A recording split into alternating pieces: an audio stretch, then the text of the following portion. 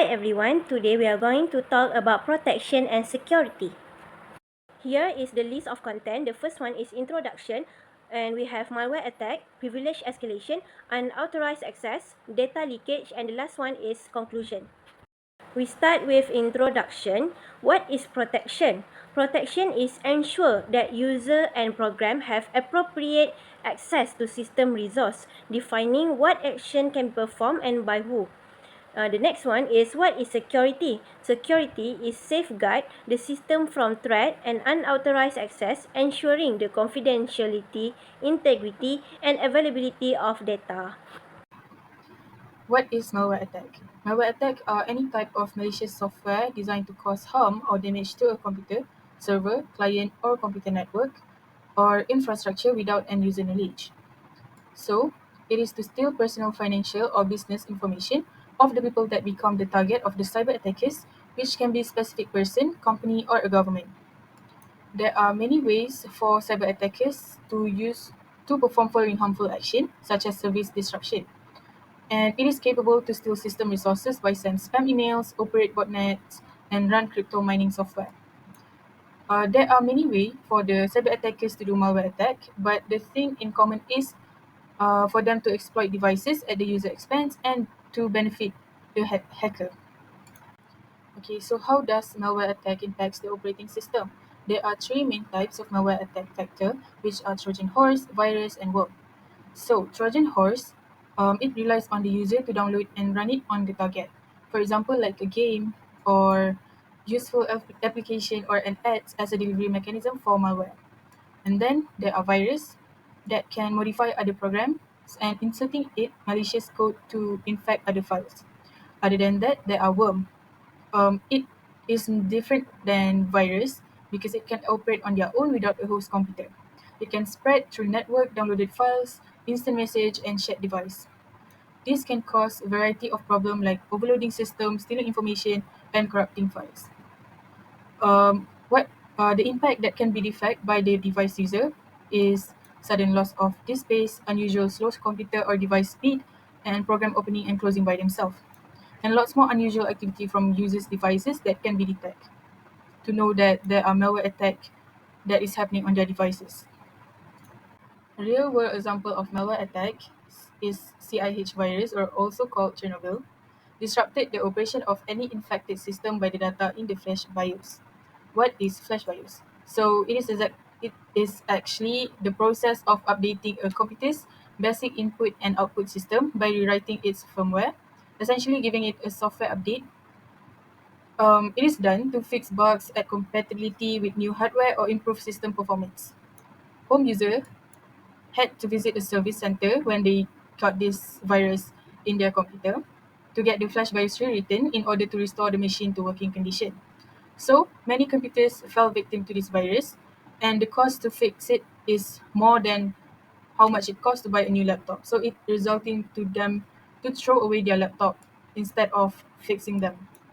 So fun fact about the virus, it is actually created by Cheng Yinghao, who is a student at Tatung University in Taiwan.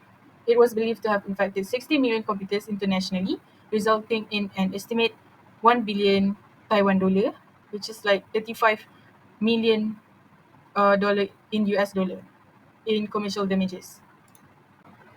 So possible mitigation strategies for malware attacks is to avoid clicking on pop-ups because these can lead to unintentional downloads of malware or installed without consent. Other than that, you could also block pop-ups and adware in web browser settings. For example, like there are block extensions in Google Chrome which can block the pop-ups and adware whenever you visit a website, like block origin and adblock. Other than that, you could also install antivirus and malware protection to remove and avoid viruses and malware from the system. For example, like McAfee, Intego, and Norton. Next is privilege escalation.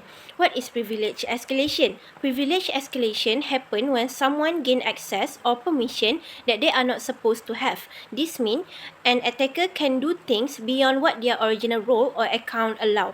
So why does privilege escalation occur? There are a few main reasons. The first one is weak security setting, like using default password that are easy to guess. The second one is software bug that attacker can exploit to gain unauthorized access. The third one is misconfiguration in the system setup where access control are not properly set. And finally, social engineering such as phishing where attacker trick user into revealing their credential. So there are two main type of privilege escalation. The first one is vertical privilege escalation. This is when attacker gain higher access, like moving from a standard user role to an administrator. And the second one is horizontal privilege escalation. In this case, the attacker stay on the same level but access someone else's account, often to gain sensitive information or cause harm. So privilege escalation is dangerous because it allows attackers to bypass restriction and take control of a system, leading to serious consequences like data breach or system damage. Now let's discuss what happens when privilege escalation take place and how it impact the operating system. Privilege escalation can have severe consequences on the system functionality and security. For example, the first one is system file damage. Attacker can modify or delete important system file, causing the system to become unstable or crash. The second one is security protection disruption. Attacker may disable firewall, antivirus software, or other security measure, leaving the system vulnerable to further attack. And third one, installation of persistent threat with elevated access. Attacker can install malware or backdoor that let them maintain control over the system even after fixing the initial issue. And the last one is data loss. Elevate privilege also allow attackers to steal or modify sensitive data, which can damage the integrity of the system and cause legal or financial problem. So the main takeaway here is that privilege escalation can severely damage the confidentiality, integrity, and availability of a system, leading to a long-term consequence for the organization. Now, let's talk about the window dirty cow vulnerability. This was a critical bug that allowed attacker to break into a system and gain administrative right by exploiting a flaw in the system. So, what exactly happened? Attacker used the dirty cow bug to bypass restriction and gain full control of the operating system. Essentially, they could act as if they were the system admin. The impact of this vulnerability was serious. The first one is full control. Attacker could turn off security features like antivirus or firewall and modify critical system file. The next one is data theft. Sensitive information such as username and password could easily be stolen. The last one is long-term control. Attacker could even install malware like backdoor to maintain access to the system even after the initial issue was resolved. Let me give you a real-life example. Back in 2017, attacker used this vulnerability to gain admin-level access to Windows system. This shows just how dangerous such a bug can be if left unaddressed. This highlights the importance of addressing system vulnerabilities quickly and keeping system update to protect against this kind of attack. Now that we have seen how damaging privilege escalation can be, let's look at some strategies to prevent it. The first one, we can use principle of least privilege, POLP. This means granting user and application only the permission they need to do their job.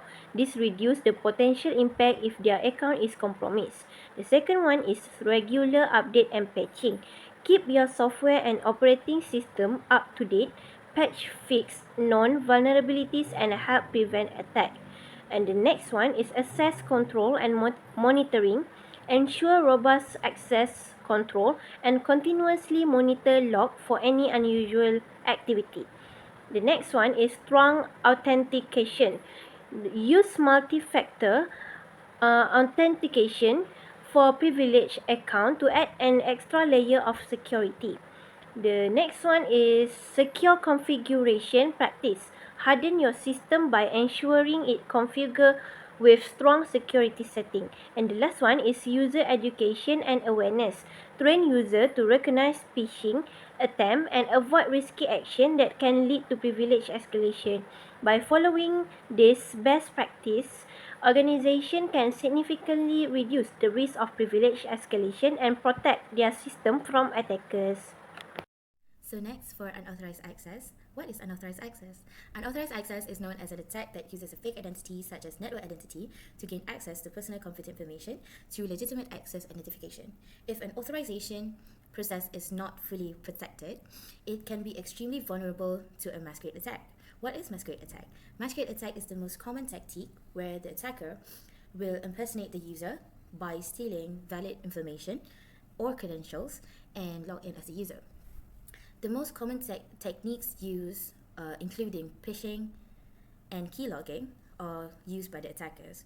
Another common method is by exploiting a legitimate user's trust. For example, if a legitimate user leaves the terminal or session open and logged in, a coworker may act as a masqueraded attack because it is easy to access.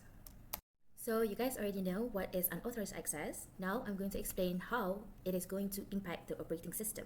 There are three types of unauthorized access impacts, which are security breaches, performance degradation, and also data loss and corruption. So first, system manipulation and control. This allows the attacker to manipulate system settings, install malicious programs, or even take full control of the system, such as privilege escalation, where attackers may increase their access rights to act as administrator. Second, loss of system integrity. Known as unauthorized access, compromises the integrity of operating system, leading to tampering with the system files. And lastly, data loss and corruption. It is a masquerading techniques that utilizes data manipulation, which can affect deletion or corruption in the user fields. These problems might affect the integrity of systems, especially a large corporation which relies on the credentials of user to authorize the process. Okay, so to enlighten you guys more about unauthorized access, I will give you a real-life example of unauthorized access, which is the most prominent example is during Ukraine electric power attack by the Sunwon team back in December 2015. So, who is the Sunwon team? Sunwon team, or also known as the Sunwon Group, is a destructive threat group linked to Russia's General Self-Main Intelligence Detectorate, main center for special technologies, which has been active at least since 2019. This group has caused a widespread power outage throughout the region. The techniques used by the attackers in this attack are phishing emails, which contain malicious attachments or links disguised as a legitimate document that attack the user as soon as it is accessed or when the user clicked the link. Besides that, the credential thefts also had been used as the attackers used legitimate employee credentials to manipulate the system without suspicion. Lastly, the usage of malicious software such as black energy that disrupts the operation of the system. As I already explained on how dangerous unauthorized access can be, these are the possible mitigations that can help to decrease the amount of unauthorized access. First is multi-factor authentication, or MFA. This is an act that requires more than just passwords to verify user identities to avoid easy access to any kind of system. A second is enhanced email security. Large corporations can train employees to identify suspicious emails and use email filters as a solution to detect phishing emails. Third is file and process integrity monitoring, such as employees or users can monitor regular activities to check the integrity of important files to avoid unauthorized modification or access. And lastly is endpoint detection and response, or EDR. It is a security solution designed to continuously observe, gather and evaluate endpoint data to identify and address cyber threats. These types of mitigations might help reduce the possibilities of credential theft and unauthorized access of cyber attacks in the future. What is data leakage? Data leakage is the exposure of sensitive data to cybercriminals. It is also known as low and slow data theft. It is a huge problem for data security and the damage caused to any organization, regardless of size or industry. The leak can occur electronically, such as through the internet or by email. The leak can also occur physically, such as through laptops and other devices or storage device. What does people always confuse about between data leakage and data breach? So data leakage can be results of negligence, misconfiguration, or accidental actions, while data breaches are results of attackers intentionally doing actions such as exploiting vulnerabilities, cyber attacks, and hacker. It is understandable because cybercriminals often use the information harvested from a data leak to execute a data breach of a company. So for example, the leaking of employee login details like username and password can be used for the hacker to launch a full-scale data breach of a company. Now let's look at impact or data leakage on operating system. Data leakage occur when sensitive or private information is exposed without authorization. This can lead to several severe problems. The first one, loss of privacy. Sensitive data like username, password, or private file can be accessed by unauthorized individual. This put personal or critical information at risk and compromise privacy. The next one is damage trust. When data keep leaking from a system, user and customer lost trust in it. For example, if a school keep leaking student grade, parent and student may start to doubt the system security and reliability. The next one is financial loss. Companies that fail to protect private data might face heavy fine or lawsuit. Not only does this damage their reputation, but it can also be costly to fix the system and improve security after the breach. The next one is increased risk for hacker. Leaked data can act as a cheat sheet for attacker. For example, if hacker can get access to a list of password, they may use it to break into other system and cause further harm. And the last one is system instability. Attacker can use the leaked data to install harmful software, gain control over part of the operating system, and cause system crash or malfunction, which disrupt normal operation. In short, data leakage not only risks privacy but also erode trust, cause financial damage, give hacker an advantage, and may even destabilize the entire system. As my friends already explained on what is data leakage and how it impacts on the operating system, I'm going to give you guys an example, a real life example of data leakage, which is the Facebook Cambridge Analytica scandal, which was exposed back in March 2018, revealing that the British consulting firm had collected personal information from 87 million Facebook users without permission.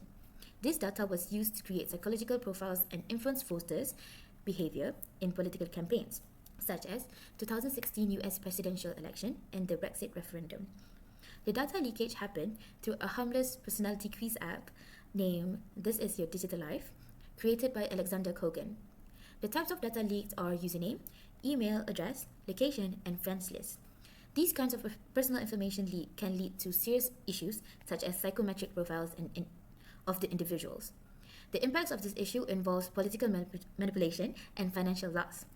Facebook faced a lot of damage to their reputation, and it has given financial penalties such as 5 billion worth of fine by the Federal Trade Commission (FTC). Possible mitigations of data leakage.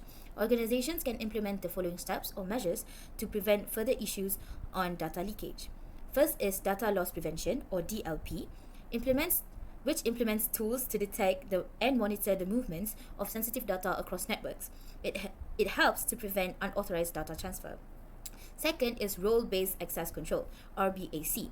This ensures that users can only access the information necessary according to their jobs to limit privilege of access. Third is restricting the usage of removable media. Removable media such as USB or external hard drives are the main factors of data leakage. So reducing the use of removable media may reduce the data leakage of the system. And last but not least is the use of cloud security measures. For organizations that store data in the cloud, using Cloud Access Security Brokers, CASB, to monitor data movement in the cloud help with data leakage prevention. In conclusion, operating systems need robust protection and security to defend against threats like malware, privilege escalation, unauthorized access, and data leakage. Weak protection can result in severe security breach, giving attackers the opportunity to exploit system vulnerabilities. To mitigate this risk, it is essential to implement regular update, strict access control, strong authentication method, and continuous system monitoring. By enhancing protection measures, organization can ensure system stability, safeguard data, and effectively combat cyber threat.